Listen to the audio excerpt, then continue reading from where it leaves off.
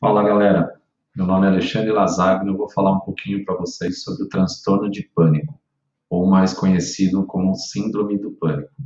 O que eu tenho que falar de interessante?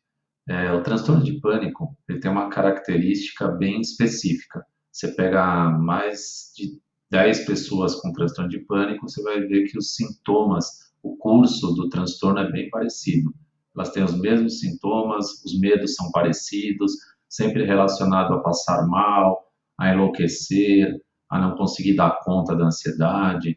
Então, o que eu quero dizer com isso?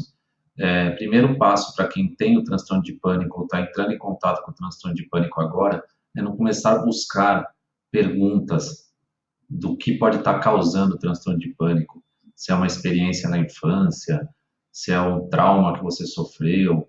É claro, tudo isso vai interferir na forma que você lida com o transtorno, mas não é o causador do transtorno. O transtorno de pânico ele tem uma origem biológica. O que acontece? Ele tem uma desregulação em um sistema que é, vamos dizer, que foi desenvolvido pelo organismo para alertar dos perigos. Então, quando você tem uma ameaça na sua frente, um ancestral nosso tinha um leão à sua frente, ele tinha um sistema neural que tem como peça-chave a amígdala, e ele avisa, ele dá um alerta de perigo e manda sinal para todo o corpo entrar num processo que nós chamamos de luta ou fuga. Então, são aquelas reações, o coração acelera, as pupilas dilatam, que é para a pessoa enxergar melhor, a respiração fica bem rápida, porque você precisa ter um aporte melhor de oxigênio, as mãos começam a suar, que é uma atividade também do sistema nervoso simpático, tem uma função, você começa a tremer, porque você tem uma descarga de adrenalina, uma descarga do cortisol na corrente sanguínea. Então, são reações que são geneticamente herdadas para fazer com que nós lidamos melhor com as fontes de perigo. Esse é um ponto. Então, não é uma questão de infância, não é uma questão de lidar com a situação, é uma desregulação nesse sistema. O porquê que acontece isso? A maioria das pessoas que eu vejo aqui na minha clínica diária, mas também os principais autores no assunto, elas tiveram ou conseguem relatar um evento estressor que antecedeu a primeira crise de pânico. Então, qual que é a linha de raciocínio? Você tem uma vulnerabilidade biológica, que é uma predisposição, né? E quando você tem um período de estresse, aí sim um trauma, por exemplo, um assalto, o falecimento de alguém, aí você tem uma descarga muito grande hormonal relacionada ao estresse e isso vai desencadear essa vulnerabilidade que você já tinha, que você trouxe talvez de algum parente e assim vai. E o que é importante a gente entender? Como é uma desregulação hormonal, uma desregulação biológica, quando a pessoa está no início da crise, está passando por muita dificuldade de conter essas crises, de lidar com isso, normalmente é muito aconselhado o uso de uma medicação, porque você precisa interferir nessa biologia, nessa neurobiologia, a bioquímica do problema. Porque quando você está passando por uma dificuldade de relacionamento, alguma coisa, você trabalha na psicoterapia, você encontra manejos para elevar aquilo e você vai tocando a sua vida. O transtorno de pânico, não. Você tem descargas de adrenalina, como eu falei, de cortisol, de outros neurotransmissores, que preparam o seu corpo para uma luta que não existe. Então você fica totalmente vendido, você fica com muito medo, você fica incapaz de enfrentar aquela situação. Então, primeiro ponto, a gente tem que buscar um equilíbrio para depois pensar em psicoterapia, que é muito importante. Tem só a medicação para reduzir essa ativação? Bom, a medicação vai direto no problema, né? Ela vai lá na bioquímica, na desregulação neuroquímica, e vai agir em cima dessas estruturas, por exemplo, a amígdala, para que elas fiquem menos ativas, né? Então, vai te dar um pouco de resistência às crises. Agora, existem outras técnicas que são muito funcionais para reduzir essa ativação. Bom, o que acontece como é que o organismo funciona nesses casos? Nós temos o sistema nervoso autônomo, que é o que nosso corpo faz para nos manter vivo, sem que nós precisamos interferir nisso, que é a respiração, o batimento cardíaco, a sudorese, que é para manter a temperatura do corpo.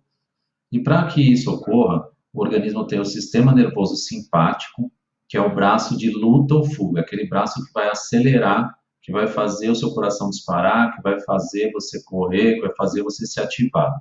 E tem o sistema nervoso parasimpático, que seria o contrário, o freio, que ele vai trazer o seu organismo para o relaxamento passado a fonte de perigo. Nesses casos, você provavelmente está com a atividade simpática, que é de luta ou fuga, muito maior do que a atividade parasimpática, que é de relaxamento.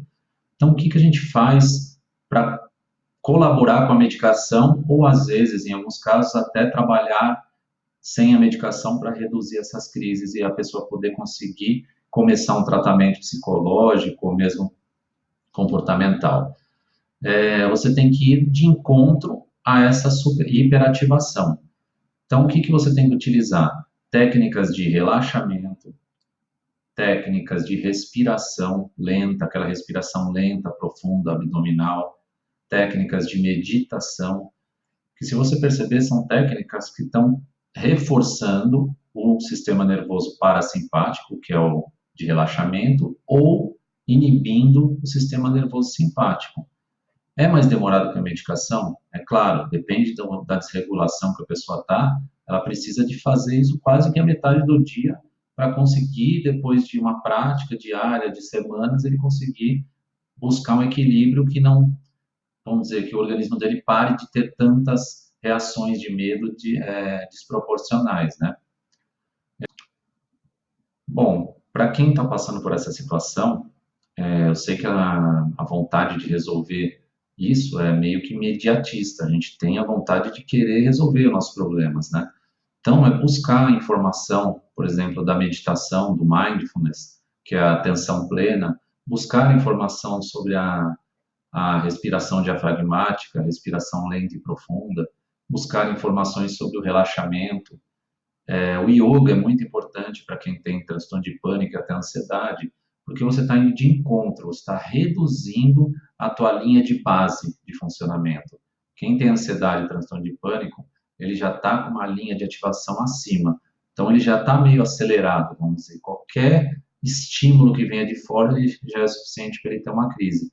Então, se você consegue baixar esse seu limiar, você consegue baixar essa linha de base, você consegue também reduzir e trazer equilíbrio a longo prazo. Então, essa é a dica que eu estou trazendo nesse vídeo, e eu vou tentar colocar outros vídeos na medida do possível para poder explicar essas técnicas. Eu vou deixar o meu e-mail aqui embaixo também, quem quiser alguma coisa, eu tenho todas as técnicas aqui, eu posso mandar para quem precisar, é só mandar o e-mail para mim, tá? E boa sorte, e a dica que eu deixo aí é para quem está passando ou está descobrindo agora é que busque o tratamento o mais rápido possível, porque o transtorno de pânico ele tem uma tendência forte para a cronificação. O que é a cronificação? A pessoa começa, normalmente tem a vida toda, entre altos e baixos, ela tem o transtorno durante a vida toda. E o que eu posso dizer é que, pela minha experiência aqui no meu consultório, muitas pessoas conseguem sim ter uma vida normal, conseguem voltar a viajar, voltar a pegar avião, voltar a fazer o que gostavam de fazer, e, claro, com um tratamento adequado e mantendo um reforço ao longo do tempo, né? Tá bom? Um abraço.